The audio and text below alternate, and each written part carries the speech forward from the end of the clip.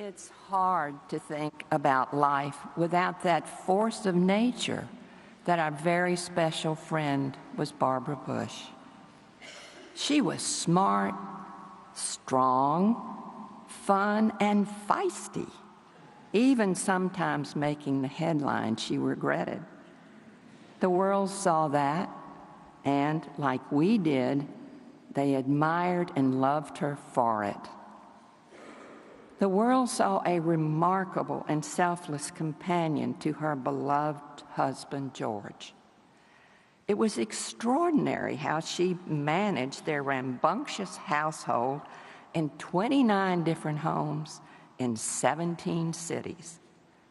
At the same time, she fully participated in his amazing career, including too many political campaigns to count, starting from the time he was chairman of the Harris County Republican Party to becoming president of the United States. Once back in Houston, they continued their dedication to volunteerism and exhausting rounds of good works.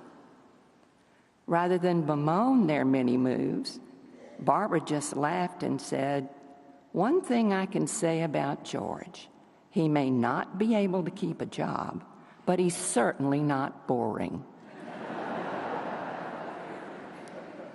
The world saw a compassionate but strict mother who inspired her children with tender love and firm lessons, and when needed, the fear of God. When we saw her and George together with their 5 children, with their 17 grandchildren and 7 great-grands, we knew they represented the very best. As we watched their brood wisecrack with one another or work together on a volunteer program or campaign, we thought how wonderful it would be if more families could be so cohesive.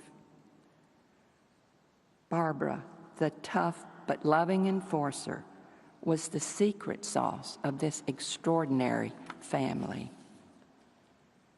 The world respects Barbara Bush's deep passion and great effectiveness in equipping those who cannot read with the skill to do so.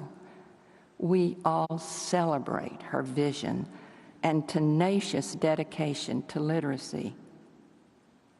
Of course, the world has seen Barbara's many public contributions, but what the world may not have seen is what an amazing, caring, and beautiful friend that Barbara was to so many of us. When Jim and I first arrived in Washington in 1975, I was overwhelmed trying to manage our newly blended family of 7 children in an intimidating environment. Fortunately, Barr took me under her wing. She encouraged me. She offered suggestions. And she invited us to lunch almost every Sunday lunch. Those hamburger lunches that always ended with an incredible dessert included famous personalities as well as many unknowns whom they loved. And this really helped us become part of the Washington world. When we returned to Washington in 1981, George was vice president and Jim was White House chief of staff. Barr encouraged me to use Jim's position in the Reagan administration to promote the causes that I cared about. This really pushed me out of my comfort zone, but I followed her wise lead. She supported my efforts to help the homeless by holding meetings in the vice president's house. What a blessing.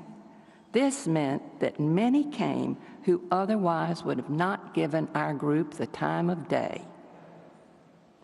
She also hosted the controversial homeless advocates so we could help people understand about the plight of those who live on the street, even though that was not a popular position in the administration.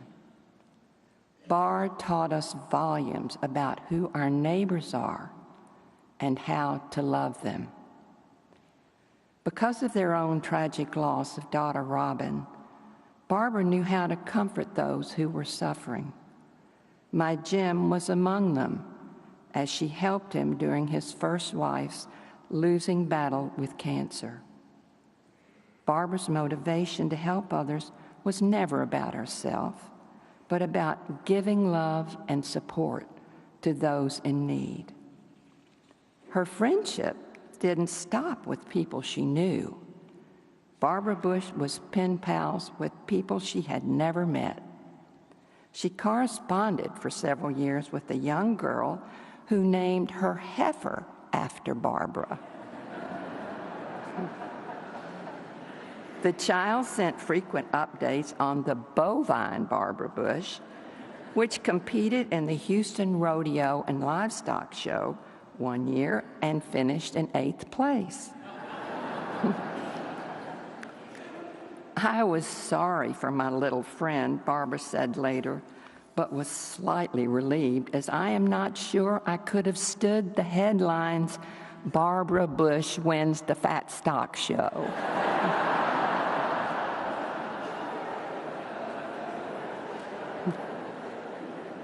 About friendship, Barr said, "The most important yardstick of your success will be how you treat other people, your family, your friends, and co-workers, and even strangers you meet along the way." She was the gold standard of what it meant to be a friend, because she was motivated by the desire to show God's love to each and every one of his children that she met.